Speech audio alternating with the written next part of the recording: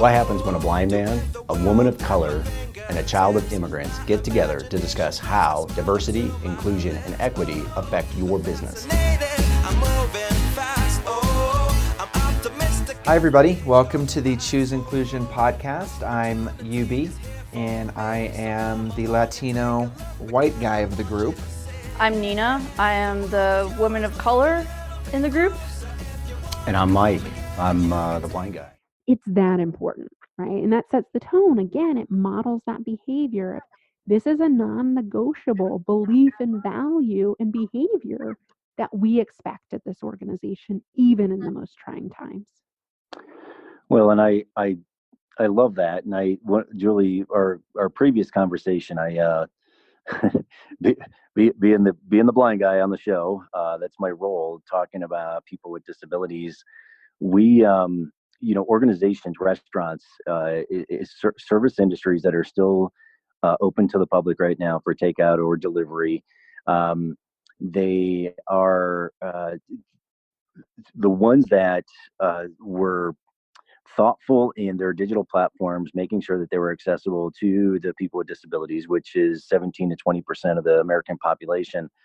All of us, wouldn't you, in times like this, all of us, just by making some simple changes to your digital platform, very simple changes, all of a sudden now, you're actually, again, you're not missing out on 1 in 5 consumers, right? And so, but I love that thoughtfulness conversation and what we talked about before, because you've been in the D&I game, or DE&I or ED&I, whatever acronym we want to throw out there. But it was fascinating to me when you openly talked about, because you get invited to all these diversity inclusion panels and conferences and everything else, and it was the honesty that you shared, like how few people with disability discussions that are out there, even in the D&I, the DE&I space. So I'd love to get just some of your feedback on that conversation we had previously. Yeah, you're right. And know that it touches so many Americans' lives, like you said. I mean, if you 1 in 5, 1 in 4, whatever estimate you're using. And a lot of times we talked about it being non-apparent too. So you can't just use the example of somebody in a wheelchair or somebody with a service dog or some sort of visible symbol. A lot of times it goes way beyond that. And an example I'll use, Mike, that we talked about. I was giving a talk on diversity storytelling. So one of the tools in the Ally toolkit is having your diversity story, and especially for people, again, in the majority group, to acknowledge, I felt different before. I felt like I didn't belong before. It's not the same. It's not a competition. But I get it, and I can empathize a bit.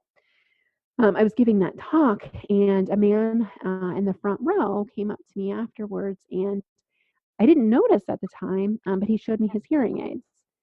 And he wore his hair. He told me about wearing his hair long to cover his ears so that no one could notice his hearing aids. And as he was sharing his perspective on it and acknowledging his own diversity story, he thought, this is a nice bridge, right? For somebody that's able-bodied, like myself, to acknowledge, my gender experience or my socioeconomic experience, but he can also recognize his disability experience. So I think the more that we can bring all these dimensions of diversity together, I truly believe we're stronger together.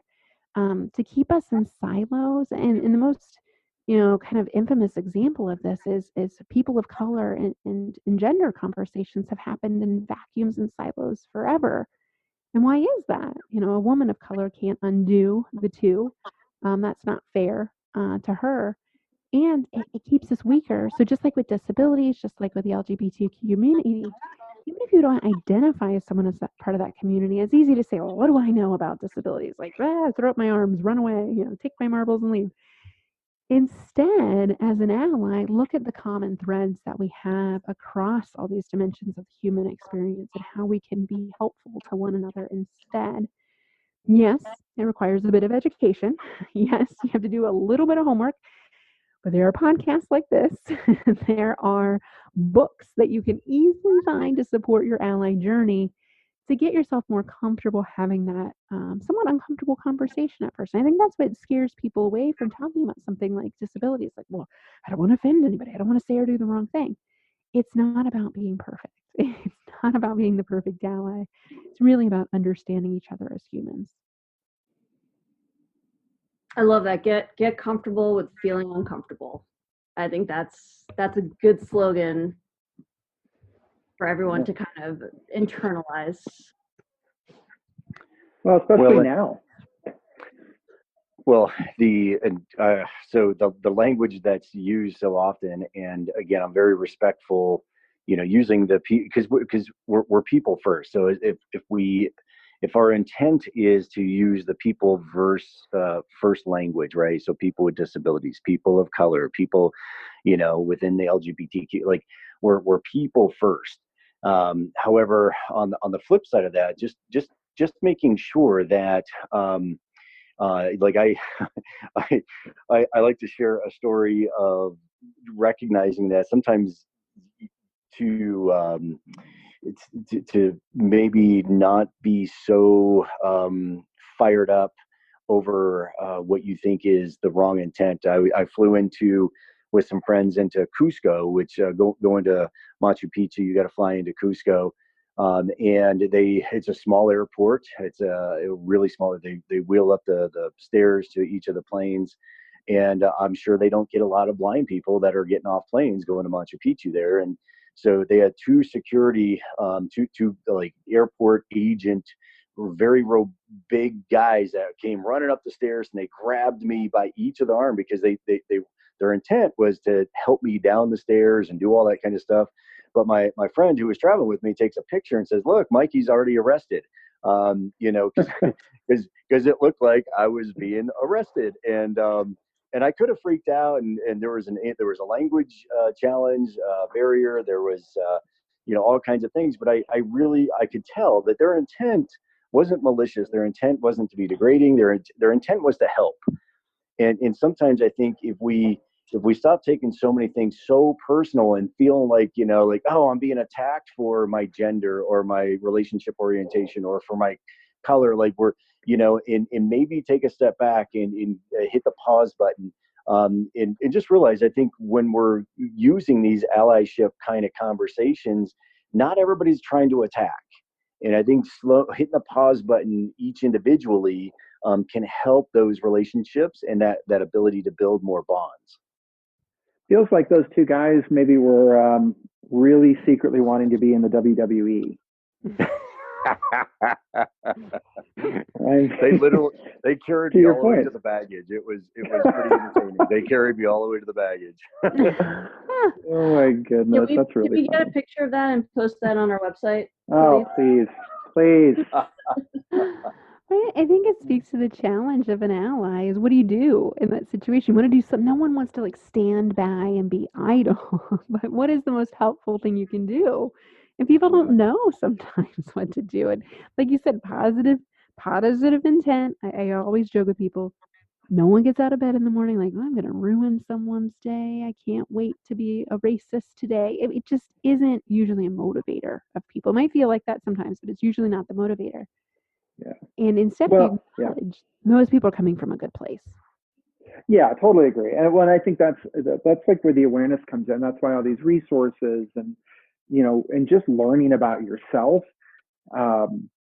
helps that, right? Because you don't have to have all the answers, but if I understand that, sometimes I think like this, then I at least give myself the opportunity to make a better decision when that same thought comes into my head again. And I think that's the key here is nobody has to be perfect. This isn't a one and done, I'm going to get it right away kind of thing. This is something that people will always be working on no matter what. It's a journey. It Good is. news, bad news. Like there's no totally. end, there's no goal. So but there shouldn't be either, I think. I think it should always kind of be moving forward like this, and everybody should. And again, that's why I think this is such an interesting opportunity in our lifetime to practice that, because we're literally all isolated, but yet need to be more connected than ever. And so what a great time for everyone to reach out. And you know, we've talked about this a few times in the last couple of weeks, um, on a couple of other pieces of content that we've been, well, in our last podcast, actually, you know, that for a lot of people, this is what's happening right now. The not being able to pay rent, losing your job, you know, raising kids with no child care at home by yourself, or, you know, not having food.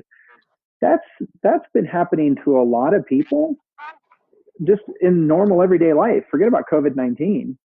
And so this is such a level set. And it's now like, and with Zoom, for example, it's giving us the opportunity to actually see into people, like, to their lives, and to understand that they've been going through this every single day of their lives, not just in the last month. And so there's this great opportunity for empathy, and really creating or building our sense of empathy, and building our competencies around empathy, that again, it's a weird once in a lifetime opportunity that I don't know that we'll ever get. And if we don't take advantage of it now, we're not going to come out the other side. Yep. I think it's a great entry point to privilege and understanding your privilege too. You know, Well, we should definitely do another podcast on privilege and how that impacts everything that's going on. But Julie, how can people get access to your book? Just wanted to share that with our listeners. Please. So check out nextpivotpoint.com. So there I have a page, Lead Like an Ally, for the new book. And we have a podcast dedicated to the book and its topics and experts as well. We also have thought leadership blogs and videos to complement the activities, and that's all complimentary on the website Next Pivot Point. I also respond to every email I get personally. Julie@nextpivotpoint.com is the best way to reach me. And I post daily on LinkedIn. So if you're interested in this subject, you want to see more about the book, engage with me there. Julie Kratz, Kratz. Awesome. Awesome. I think one last thing we wanted to cover is, so you're in Indianapolis, or in Indiana, and you know, we're out here in the wild west of Colorado. What do you notice differences regionally? I mean, as far as this diversity and inclusion world that we all live and work in, I mean, what are the biggest differences that you notice, if there are any? Like, are you know, certain areas of the country, you know, falling behind or behind others, and or is the attitude different? You know? Well, I mean, if you start globally and then dial it back to the U.S., I mean, something like gender equality that's been measured for 50 plus years, we're 53rd. You know, I think that's a big barometer on human and overall diversity and inclusion. So as a U.S. perspective, we're behind. But if you peel back the onion and look at the coasts, and where I am in the Midwest, and you're further west, you do see coastal trends. You know, California is definitely passing some the proper legislation, right, to ensure equal representation on boards and pay equity. And so are states like New York and the East Coast area. But, you know, as somebody that travels, I spend a lot of time in Indiana and the Midwest, but I travel to the coasts a good 3-4 times a year. Each coast, I got to tell you, the conversations I have are not different. Everyone's still struggling with microaggressions, privilege, you know, all the words we've been using from the diversity dictionary today. These challenges are everywhere, and the experiences are often unique, but the things that people express to me, their experience in the workplace, their experiences in our culture, are very similar, regardless of what part of the country you're from. So I think, yes, we have some great leadership politically and even inside companies in California and on the East Coast, and certainly the West Coast as well. Well, we have some work to do in the Midwest. There aren't many companies led by women or people of color here, for example, and rural areas, you know, tend to be outpaced by urban areas with diversity and inclusion. So we've got some work to do, but I think, well, the differences there are definitely some. I think, again, the common thread of that human experience throughout the country is one that keeps us all together and keeps us united. Yeah. Mike, do you have your mic drop ready? No pressure. I've just been. I'm so honored to be part of this podcast, guys, and the amazing guests that we get to talk to all over the place. But talking to a diversity and inclusion leader, being in the game, I'm thrilled to hear that there are others that are out there that are continuing to beat the drum, because there are so many of us that all four of us on this podcast have experienced what inclusion does not feel like. And it's going to take leadership, not only the four of us, but more out there to continue to beat the drum, because inclusion matters. Diversity is mandatory in our global economy, but inclusion is something that you choose into. And that's why we were very thoughtful with the Choose Inclusion podcast, because you have to choose into inclusion to make a difference. So thank you, Julie, for being part of this and part of the mission. Yeah, thanks for having me. Awesome. Well, yes, thank you so much. And we'll help get the word out on the book. And yeah, just loved every minute of this conversation. This will be a two-parter, so look for that. And thank you all so much. It's been a pleasure, as always. Thanks, UB. Thanks, Nina. Thanks, Julie. Thanks for listening to the Choose Inclusion podcast. Make sure to subscribe to us on Apple Podcasts and Spotify. And you can see closed captioning for this podcast on our YouTube channel. You can find us online on our website, chooseinclusion.com, and contact us on Twitter @ChooseInclusion.